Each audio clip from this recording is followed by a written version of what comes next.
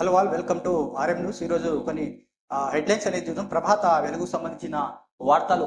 ఇక కాకా అంటే ప్రజల ఆస్తి, పేదోళ్ళ ధైర్యం, నిల్వ నిడలేని వారికి అండగా నిలబడిన మహామనిషి ఆయన. కొందరు నేతలు ఒక ఇల్లు కట్టించినందుకే పేదల జీవితాలు బాగా చేసినట్లు, వడ్డించినట్లు, తినిపించినట్లు గొప్పలు చెప్పుకుంటారు. అలాంటిది 80,000 మంది పేదలకు ఇండ్లు ఇచ్చి కాకా సేవ గుణాన్ని ఏమనాలి. అలాంటి మహనీయుడు ఆశయాలు ముందుకు తీసుకెళ్తామన్నట్టు సీఎం రేవంత్ రెడ్డి వ్యాఖ్యానించడం జరిగింది. ఇక శనివారం రవీంద్ర భారతిలో నిర్వహించిన కేంద్ర మాజీ మంత్రి వెంకట స్వామి 95వ జయంతి వేడుకలో పాల్గొన్న CM Revanth Reddy, deputy CM బట్టి, ఇక మంత్రి పొన్నం, ఎంపీలు మల్లు రవి, గడ్డం కృష్ణ, ఎమ్మెల్యే వివేక్, ఇంకా వినోద్, ఎమ్మెల్సీ పొందట జస్టిస్ చంద్రయ్య, చాడా వెంకటరెడ్డి తదితరులు అన్నట్టు ఒక వార్త చూస్తున్నాం.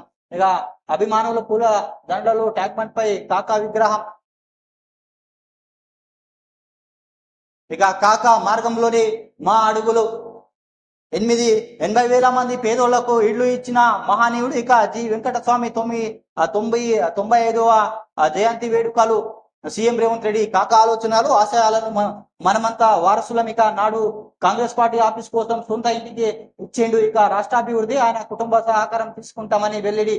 పేదల సక్షేమం కోసం తుది శ్వాస కొరకు కాకా జి వెంకటస్వామి కృషి చేశారు. ఆయన మార్గదర్శనంలో తాము అడుగు వేస్తామని సీఎం రేవంత్ రెడ్డి అన్నారు. ఇక నిల్వ నీడ లేని వారికి ఇళ్లు ఇచ్చిన పేద పక్ష పాతి కాకా అని కొనియాడారు. రాష్ట్రాభివృద్ధి కాకా కుటుంబం గురించి సంపూర్ణ సహకారం తీసుకుంటుందని సీఎం వ్యాఖ్యానించడం జరిగింది.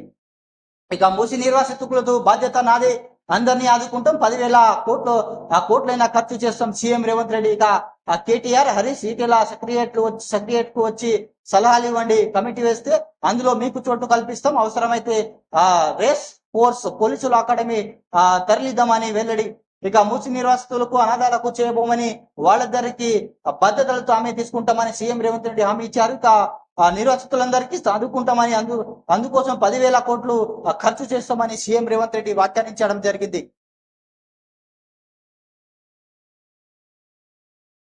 ఇక 2 రోజుల్లో 1000 మంది జవాన్లు మావోయిస్టులు సమావేశమై ముందస్తు సమాచారంలో లోనే ఛత్తీస్గఢ్ లోని అడవులో పోలీసులు భారీ ఆపరేషన్ ఇక చేపట్టినట్టు తెలిపింది. దాదాపు 1000 మంది జవాన్లు ఇందులో పాల్గొన్నారు. చనిపోయిన 31 మంది మావోయిస్టులు, ఇక 18 మంది పురుషులు, 13 మంది మహిళలు ఉన్నట్టు వార్తలు అనేది చూస్తున్నాం.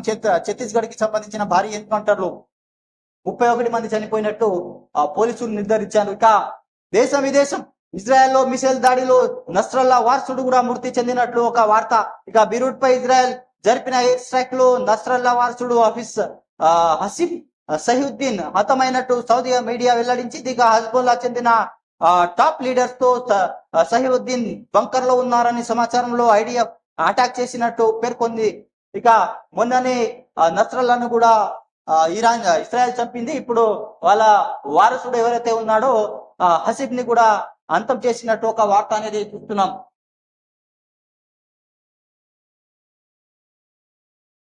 ఇక రెవెన్యూ శాఖలో కొత్తగా 5,000 కొలువులు, డిగ్రీ అర్హతతో డైరెక్ట్ రిక్రూట్మెంట్. ఇక పోస్టులకు జూనియర్ రెవెన్యూ ఆఫీస్, ఇక విలేజ్ రెవెన్యూ సెక్రటరియట్ పేర్లు పరిశీలన అన్నట్టు ఒక వార్త అనేది చూస్తున్నాం.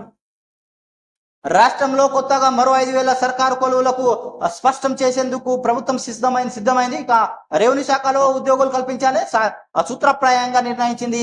పోస్టులకు junior revenue officer, village revenue secretary వంటి కొన్ని పేర్లను పరిశీలిస్తుంది. మొత్తం 10,054 రెవెన్యూ గ్రామాలకు ఉండగా ఇక సగం ప్రజలకు ఈ రెవెన్యూ అధికారులకు డైరెక్ట్ రిక్రూట్మెంట్ లో నియమించాలని భావిస్తుంది. అంటే 5,000 మంది కొత్తగా ఉద్యోగాలు రానున్నాయి తెలంగాణలో. ఇక డిసెంబర్ 9న భూ పంపిణీ. డిసెంబర్ 9న పేదలకు ప్రభుత్వ భూములు పంచుతామని మంత్రి పొంగులేటి శ్రీనివాసరెడ్డి ప్రకటించారు. త్వరలో భూమాతను తీసుకొస్తామన్నారు. ఇక ప్రస్తుతం ఉన్న రెవెన్యూ చట్టంలో తప్పులను సరిచేసే దేశానికి రోల్ మోడల్ గా ఉండేలా నూతన రెవెన్యూ 6 చట్టాన్ని తీసుకురాబోతున్నట్లు పొంగులేటి శ్రీనివాసరెడ్డి అన్నారు. ఇక 10 ఏళ్ల బాలిక అత్యాచారం, హత్య. ఇక పశ్చిమ బెంగాల్లో మరో ఘోరం జరిగింది. ట్యూషన్ నుంచి బాలిక ఇంటికి వెళ్తుండగా కొంతమంది దుండగులు కిడ్నాప్ చేసి అత్యాచారం చేసి హత్య చేశారు. ఇక దక్షిణ 24 పరిగణాల జిల్లాలో ఈ ఘటన వెలుగులోకి వచ్చింది. ఈ ఘటనపై స్థానికులు ఆందోళన దిగారు. పోలీసులు అవుట్ పోస్టులకు తగలబెట్టారు అన్నట్టు ఒక వార్త అనేది చూస్తున్నాం. ఇక ఆన్లైన్ బెట్టింగ్ కు కుటుంబం బలి, నిజామాబాద్ జిల్లాలో తల్లి తండ్రి కొడుకు ఆత్మహత్య. ఆన్లైన్ బెట్టింగ్ కు బానిస కొడుకులు తెలిసిన వాళ్ళ దగ్గర 18 లక్షల అప్పు. ఇక మనస్తత్వంతో కొడుకుతో పాటు ఊరేసుకున్న దంపతులు అన్నట్టు ఒక హెడ్లైన్ చూస్తుంది. ఇక హైడ్రాకు చట్టబద్ధత ఆర్డినెన్స్ పై గెజిట్ గా విడుదల చేసిన ప్రభుత్వం. జిహెచ్ఎంసీ పరిధిలో ప్రభుత్వ ఆస్తుల రక్షణ అప్పగింత అన్నట్టు ఒక బిగ్ బ్రేకింగ్ న్యూస్ అనేది చూస్తున్నాం. ఇక ఎగ్జిట్ పోల్ కి సంబంధించిన వార్తలు. ఇక అసెంబ్లీ ఎన్నికల్లో exit polls Haryana Congress they, Jammu Kashmir లో ఇక జీరోగా మిగిలినున్న ఆప్. ఇక పీడీపీకి కింగ్ మేకర్ గా ఛాన్స్. ఇక హర్యానాలో 90 సీట్లు గాను కాంగ్రెస్ కు 50 సీట్లు పైగా.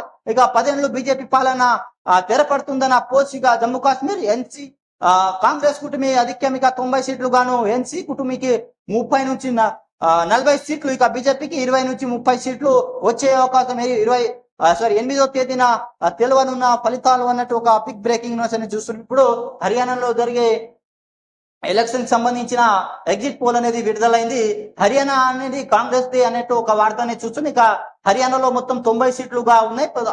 90 సీట్లు గాను మొత్తం సీట్లు ఉన్నాయి. సో కాంగ్రెస్ కు 50 సీట్లు వచ్చే అవకాశం ఉన్నట్టు ఇక్కడ ఒక వార్త అనేది చూస్తున్నాం. ఇక జమ్మూ కాశ్మీర్ సంబంధించిన ఎన్సీ కాంగ్రెస్ కుటుంబీకి ఆధిక్యం ఉన్నట్టు కూడా ఎగ్జిట్ పోల్స్ అనేది వెలువడ్డాయి. ఇక 90 సీట్లు గాను ఎన్సీపీ కుటుంబీకి 30 నుంచి 40 సీట్లు రానున్నాయి. ఇక బీజేపీకి 20 నుంచి 30 సీట్లు వచ్చే అవకాశం ఉన్నట్టు ఎగ్జిట్ పోల్ అనేది వెలువడుతున్నాయి. ఇక చూస్తే 8వ తారీఖు నాడు తేదీన ఫలితాలు కూడా వెలువడబోతున్నాయి. ఇది మనం కొన్ని వార్త అనేది చూస్తున్నాం. ప్రభాత వెలుగుకు సంబంధించింది. So please subscribe, like, comment and share my channel. Thanks for watching RM news. మీరు కామెంట్ ద్వారా ఏదైనా సలహాలు కానీ ఐడియాలు కూడా ఇవ్వచ్చు ఈ ఛానల్ కి.